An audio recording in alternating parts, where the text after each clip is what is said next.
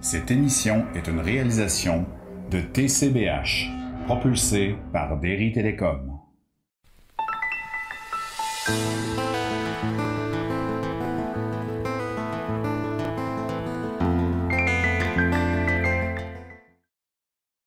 Bonjour, nous sommes aujourd'hui, nous parlons toujours de l'Égypte intérieure et nous étions rendus à la 7e plaie.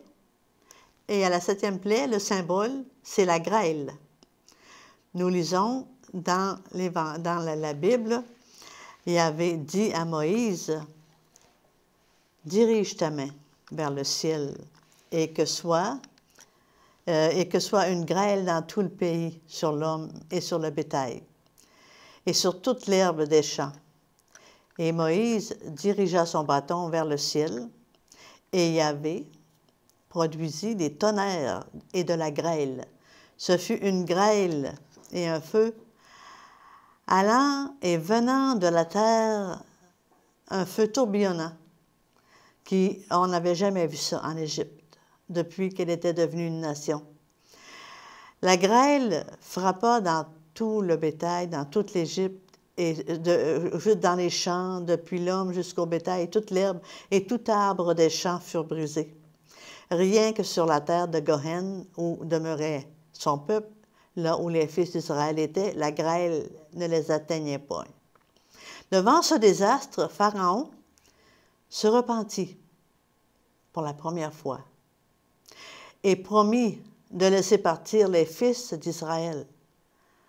Mais sitôt que Moïse et Aaron eurent obtenu de Yahvé la disparition du fléau,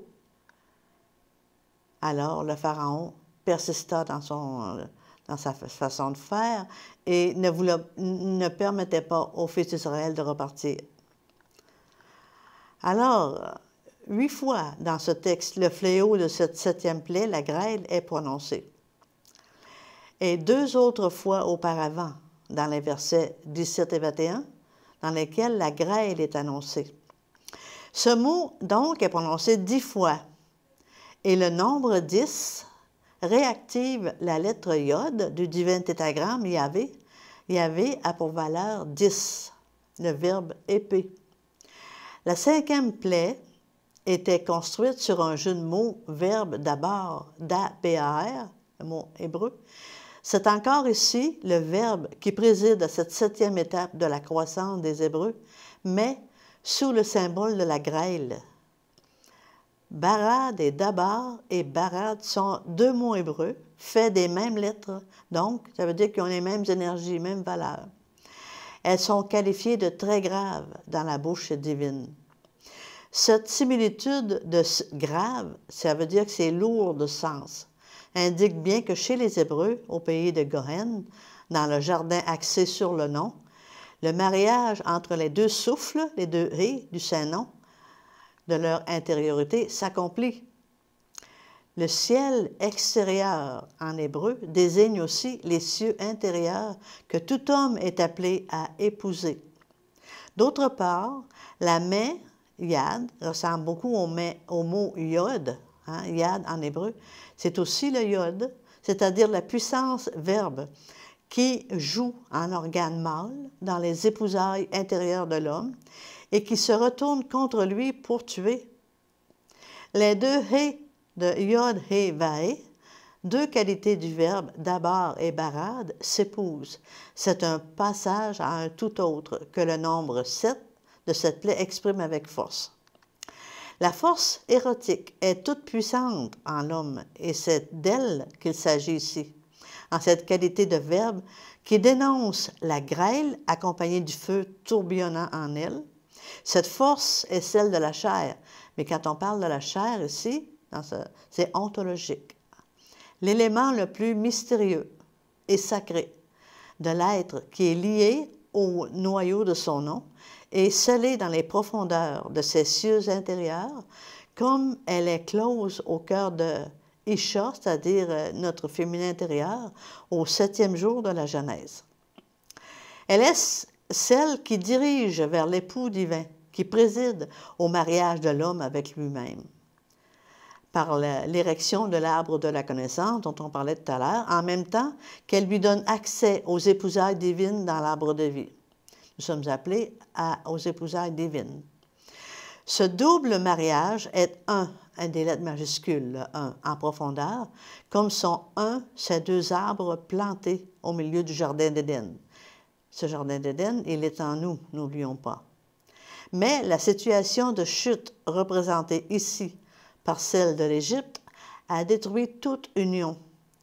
En elle, l'Égyptien inconscient de son intériorité, de ses cieux intérieurs, ignore d'avoir à l'épouser et plus encore à être épousé de Dieu.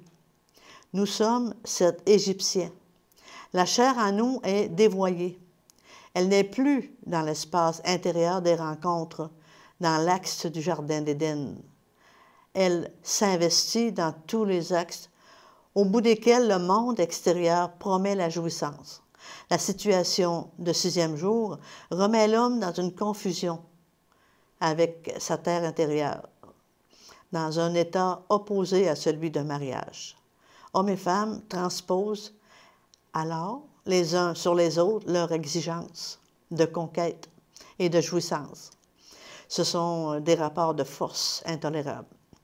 La sexualité en soi, capable de donner accès à une verticalisation de l'éros merveilleuse vers une dimension de verbe, mais ici c'est nié, stérilisé, impuissant, à faire découvrir derrière cet enfant que l'homme et la femme peuvent avoir, qui a un autre enfant, une autre maternité, un autre épousaille.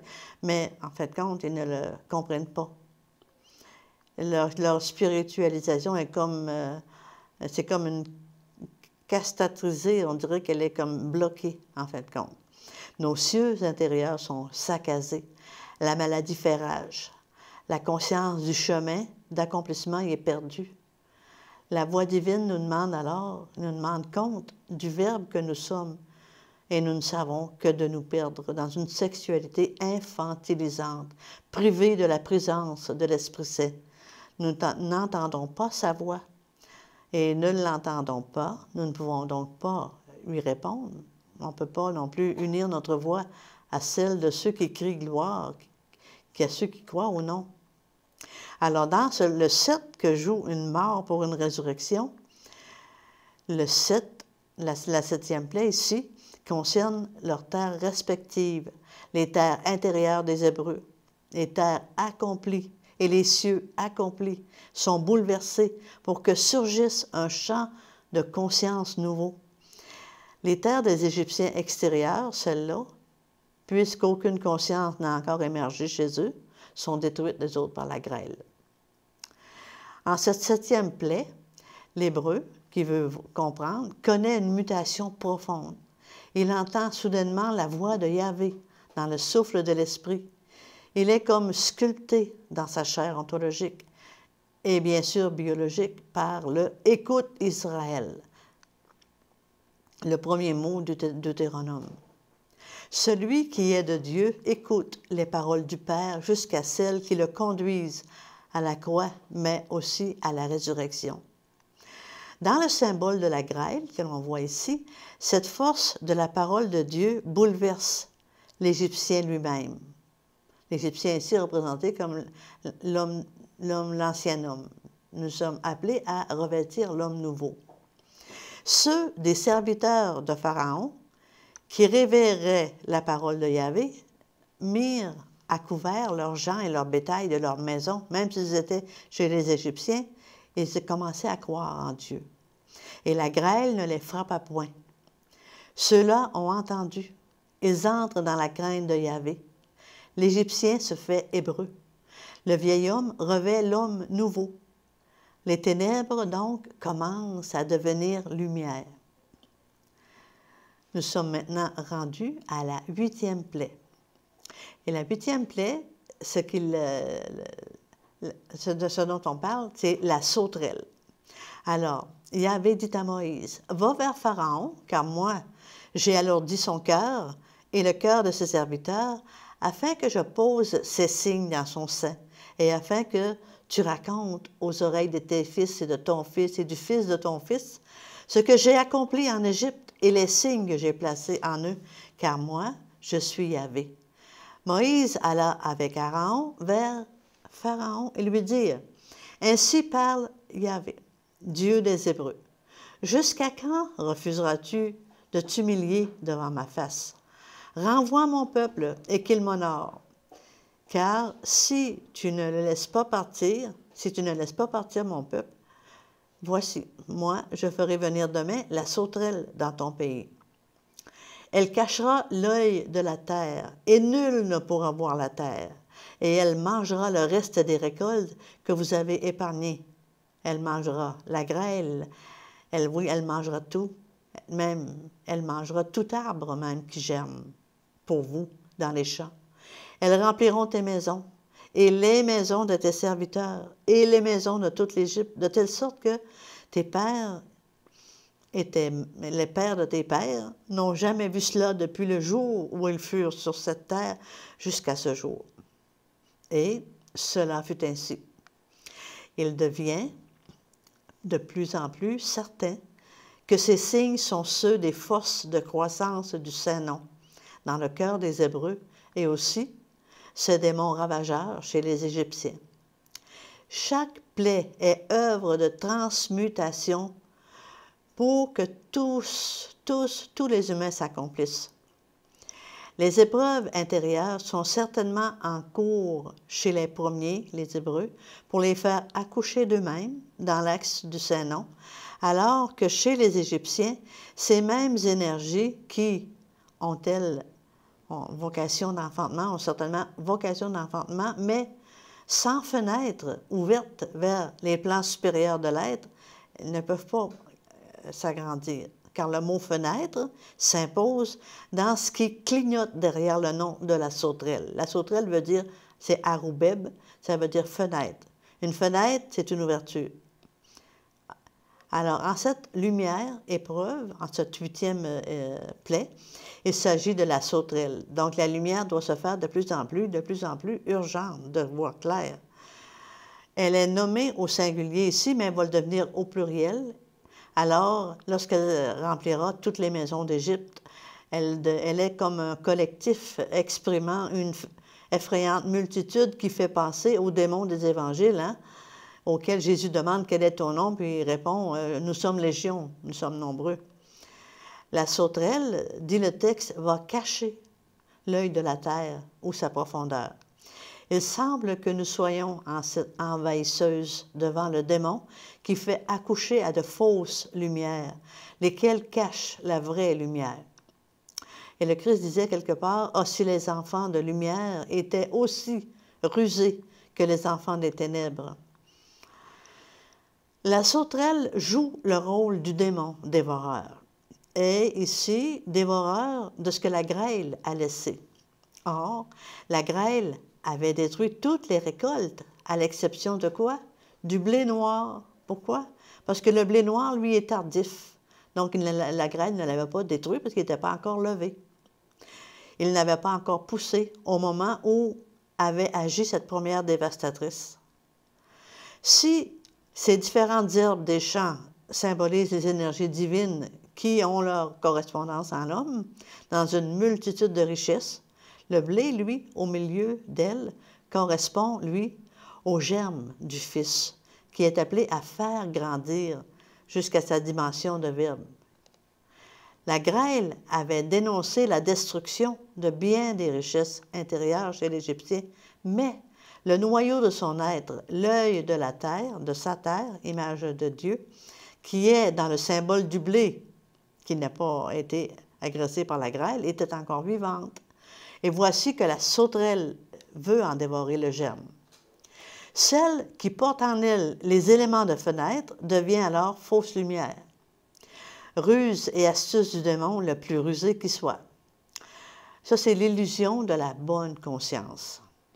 La bonne conscience qui prend la place de la conscience est une trompeuse banale, mais d'autant plus tenace et répandue que justement, elle est banale. On pense banale. Elle auréole l'autosatisfaction stérilisante. Le courage, voire l'héroïsme, les bonnes œuvres et tout le reste sont des alliés. On pense qu'on a une bonne conscience. Mais la sauterelle est beaucoup plus subtile que ça lorsqu'elle prend l'habit des faux prophètes, qui ressemblent fort à ceux dont le Christ parle dans l'Évangile, que l'on appelle celui de la fin des temps. Ceux-là se présenteront sous son nom disant « Je suis ». Ils égareront les gens et, plus loin, ils s'élèvent en faux Christ et de faux prophètes qui produiront des miracles et des prodiges pour égarer, si c'était possible, les élus eux-mêmes. Vous avez ça dans Marc, chapitre 13, au verset 22. Ayant recours aux techniques extérieures seules, les sciences psychologiques sont aujourd'hui en partie piégées par ce démon. Surtout ces sciences qui se sont émancipées de leur tutelle parentale et qui ont éclaté dans le New Age. Elles n'ont pas encore trouvé le fil conducteur d'une logique interne capable de conduire l'homme, avec un grand H, l'homme ontologique, jusqu'au bout de lui-même, au logos, au verbe. Elles peuvent conduire à des illuminations, bien sûr, dont les sujets sont incapables de discerner s'il s'agit d'illusion ou de réalité. Les maîtres spirituels connaissent bien l'immense danger de ces pratiques qui peuvent conduire même à la folie. Dans le meilleur des cas, il peut s'agir d'une expérience lumineuse qui, selon les lois ontologiques, précède nécessairement le chemin des morts renaissantes intérieures, mais dans ce cas, l'expérience exige aussi nécessairement de prendre ce chemin et le sujet, ne le sachant pas, non seulement ne le prend pas, mais se croit arriver. Le germe du Fils est alors stérilisé. Ces techniques, sans savoir, mais ceci est d'ordre diabolique, violent la grâce divine qui seule opère toute guérison. Enfin, la sauterelle ruse pour séduire non seulement les sciences, mais les psychothérapeutes et analystes eux-mêmes. Car le vrai thérapeute est là pour relier l'homme à son nom, un nom majuscule, et l'aider à faire ancrage en lui avant de commencer le chemin. Ce travail intérieur est le travail de ses épousailles avec sa terre intérieure, la mère des profondeurs de son être. Nul ne peut être épousé du Père s'il n'a tout d'abord épousé la mère des profondeurs de son être.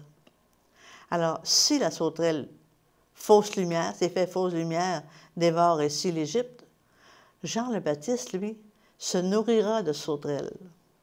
Celui qui, dans le ventre de sa mère, sera visité du Saint-Nom. Il aura la force, il est visité du Saint-Nom. Il va se nourrir, mais de quoi? De la splendeur du Saint-Nom. Donc, pour lui, la lumière s'ouvrira sur la vraie lumière. Maintenant, nous passons à la 9e plaie. La 9e plaie, on parle des ténèbres. Yahvé dit à Moïse, « Dirige ta main vers les cieux et que les ténèbres soient sur la terre d'Égypte et que les ténèbres fassent tâtonner. » Moïse dirigea sa main vers les cieux et les ténèbres sombres furent sur la terre d'Égypte pendant 3 jours. Un homme ne voyait même pas ses frères et aucun ne se levait de sa place pendant 3 jours, alors que pour tous les fils d'Israël qui croyaient, la lumière était dans leur demeure. Mais Yahvé endurcit le cœur de Pharaon et il ne consentit point à renvoyer le peuple. Pharaon dit alors à Moïse, « Sors de devant moi et garde-toi de revoir mon visage, car le jour où tu reverras mon visage, tu mourras. » Et Moïse dit, « Ainsi as-tu parlé, je ne reverrai plus ton visage. » Lorsque, dans son authentique chemin de lumière, l'homme est descendu, on parle de l'homme avec un grand H, est descendu sur les ailes du corbeau. Vous voyez dans Noé, dans ses profondeurs, le corbeau veut dire que le corbeau noir nous donne comme symbole qu'il descend dans ses profondeurs pour comprendre. Puis, avec la colombe, il monte sur celle des ailes de la colombe dans les hauteurs, jusqu'à ce que tout soit accompli. Il doit, pour l'achèvement ultime de son travail, descendre, une dernière fois, dans de plus sombres ténèbres. C'est ça la 9e épreuve. On est rendu à la 9e épreuve, c'est ça. Il faut qu'ils comprennent davantage qu'ils descendent dans ces ténèbres. Le nombre 9 est symbole d'accomplissement. C'est au 9e mois que l'enfant vient au monde. C'est le nombre d'accomplissement. Il est le nombre aussi de la plénitude et de la maturité. Quelle est donc cette plaie de l'âme qui se traduit par les ténèbres? Les ténèbres sont l'émergence de l'abîme.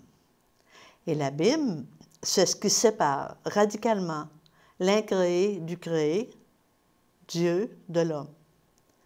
Mais les ténèbres sont aussi la manifestation de l'abîme lorsque l'incréé sort de son inconnaissance pour se faire connaître dans une icône du Fils divin, un « je suis » de son être. Tout être humain en fait l'expérience dans ce même instant qui précède celui où l'inconscience se déchire pour se laisser jaillir en lumière, pour laisser jaillir finalement le Fils intérieur, le Fils lumière intérieure. Nul ne peut naître au Fils divin qu'il porte en lui s'il ne fait l'expérience des ténèbres qui montent de l'abîme. L'expérience des ténèbres devient en nous croissance du Fils divin.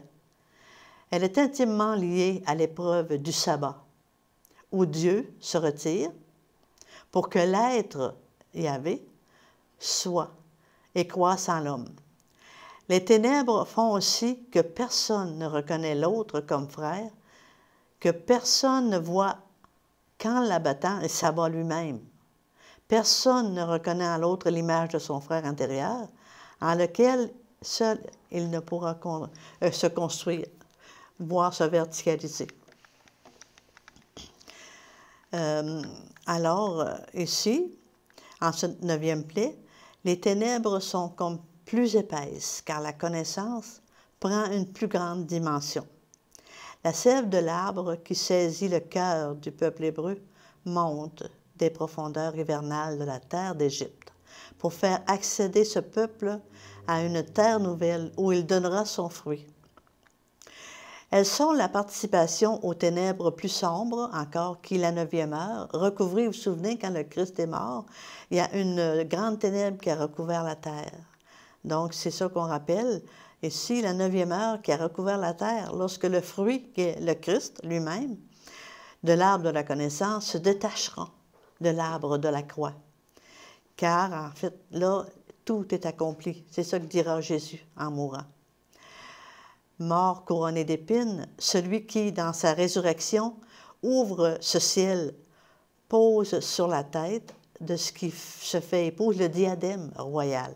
C'est ici qu'ils vont dire le nom, le diadème royal, la vie éternelle, la pleine lumière. Tu recevras un nom nouveau, nommé par la bouche de Yahvé. Tu seras une couronne splendide dans la main de Yahvé, un diadème royal entre les mains de ton Dieu. Ça, c'est écrit dans Ésaïe 50, versets 2 et 3. C'est dans le sein de Marie que Dieu se fait homme, et c'est dans les ténèbres du Golgotha que l'homme se fait Dieu. OK? C'est dans le sein de Marie que Dieu se fait homme, avec un grand H. C'est dans les ténèbres du Golgotha que l'homme se fait Dieu. 3 jours plus tard, ressuscité, Jésus sera le 10, le Yahvé, le Yod, je suis. Alors, il ne sera plus le je serai. Nous allons devoir arriver à ce je serai, mais nous sommes en devenir sur ce chemin vers la splendeur, dans la splendeur du Fils de l'homme accompli, de l'unité conquise, de la vie qui aura détruit la mort. C'est cet instant unique de l'histoire qui prépare les Hébreux que nous sommes, en accouchant d'eux-mêmes, de nous-mêmes, hors de la matrice. Là, ici, ils vont sortir de la matrice égyptienne, la matrice de feu, pour passer, c'est la Pâque. On va passer à la 10e plaie. Donc, on s'en va vers la terre promise. N'oubliez pas que c'est notre chemin.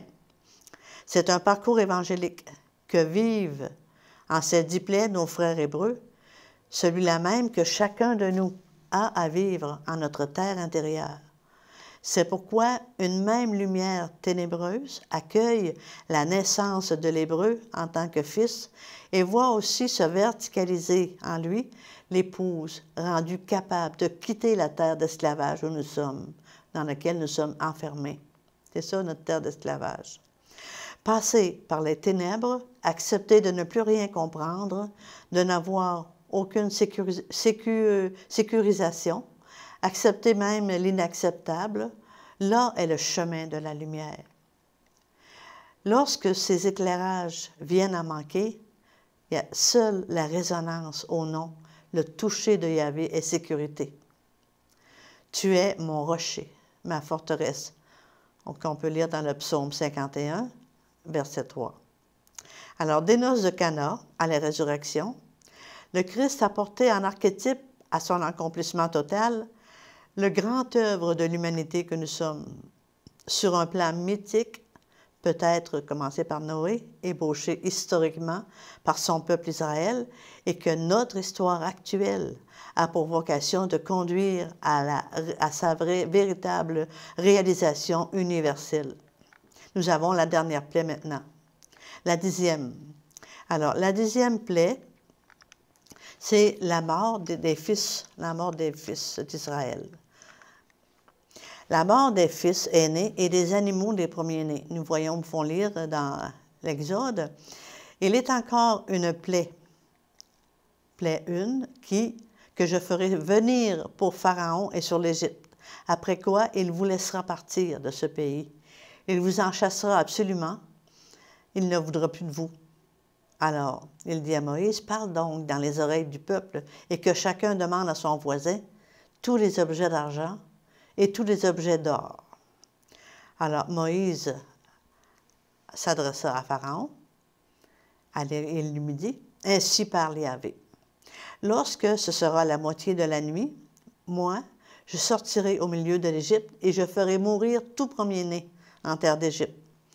Et tous les premiers-nés du bétail également. Ce sera un grand cri dans tout le pays d'Égypte, tel qu'il n'en sera pas été comme ce cri-là depuis que vos pères ont existé. Il n'y en aura plus comme ça. Et ici vient tout le récit de la préparation de la Pâque, que vous pouvez lire dans Exode 11 et 12. Cette 10e plaie, donc, est marquée du sceau divin. Le nombre 10, par lui-même, introduit la lettre Yod, qu'on a parlé tout à l'heure. La lettre 10, c'est l'initiale de Yahvé.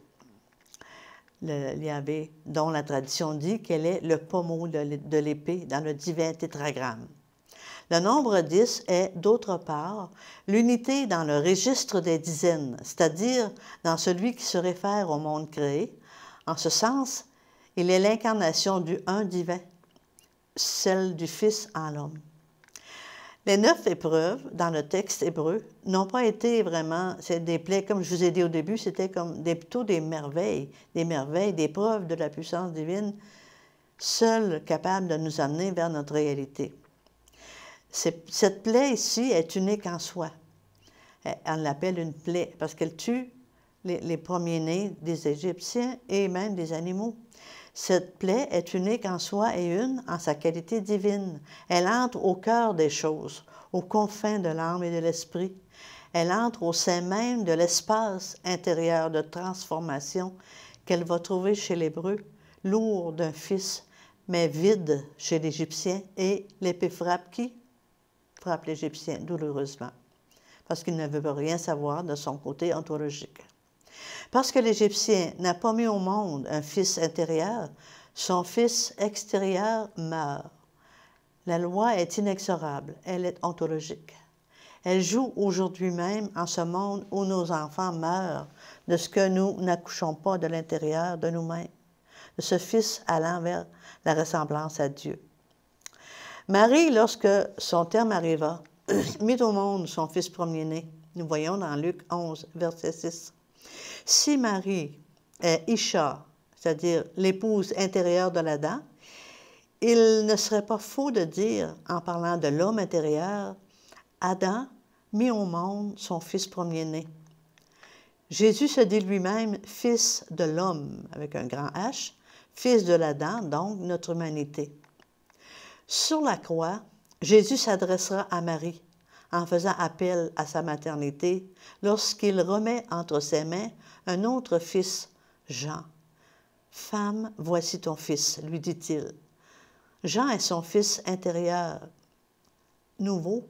C'est le fruit de l'humanité. C'est un petit peu le symbole de l'humanité ici, de cette humanité qui est acceptée, qui est paradoxalement en Christ et il est déjà accompli. C'est difficile parfois de lire le texte symboliquement. Ce n'est pas toujours selon l'histoire, le temps. Jésus, qui est le fils premier-né de Marie, est aussi fils unique de Dieu, en tant que fils de Dieu, potentialisant en lui tous les fils de l'intériorité de l'homme. Il porte ce dernier dans son principe à son accomplissement total. Il est venu nous montrer le chemin. En tant que Yahvé, je suis, participant aussi de l'éternité présente en chaque instant de l'histoire. Prêts à partir, à quitter leur terre d'esclavage parce qu'ils ont accouché d'un fils nouveau, les Hébreux immolent donc l'agneau, signe extérieur de celui qui a souffert en eux.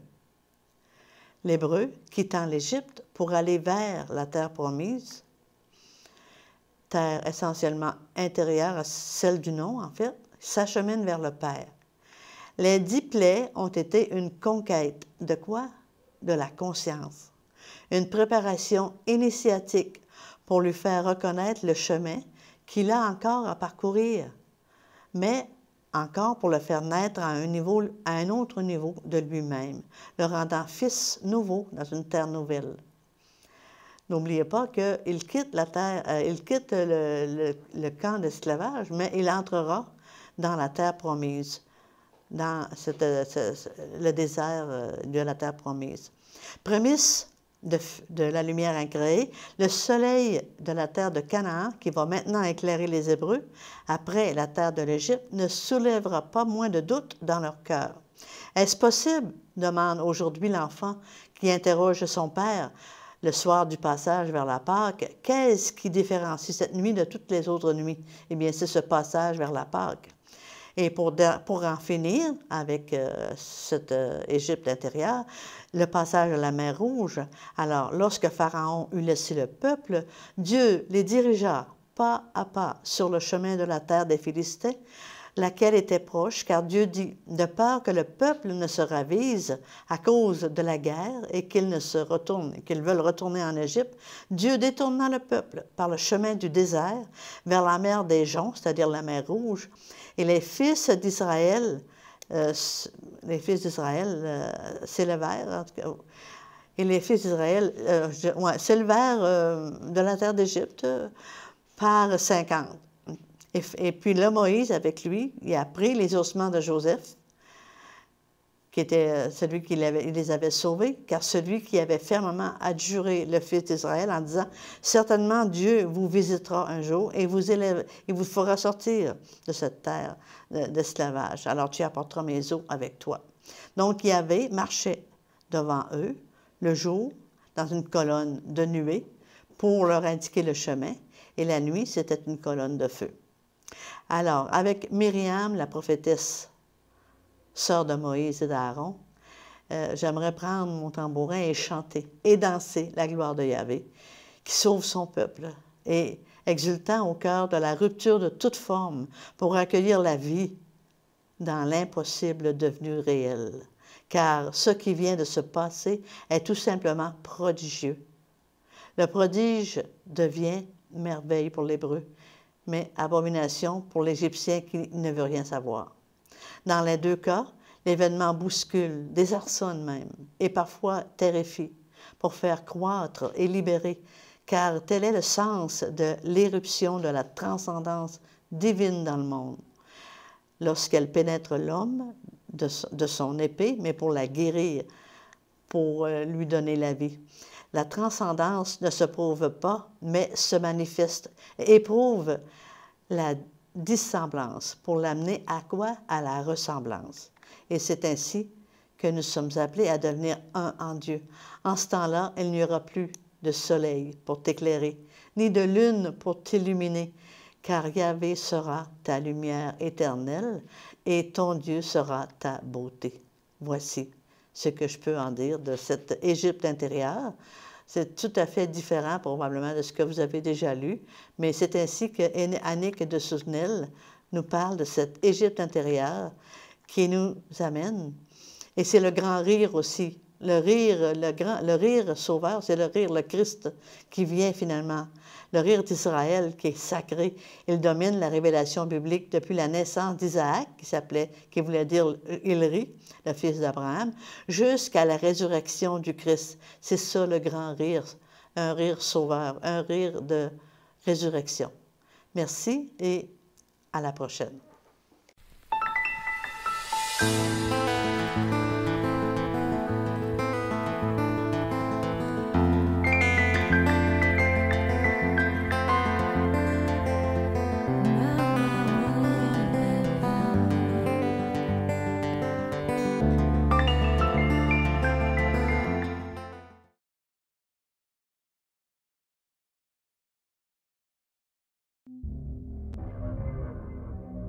Cette émission est une réalisation de TCBH, propulsée par Derry Télécom.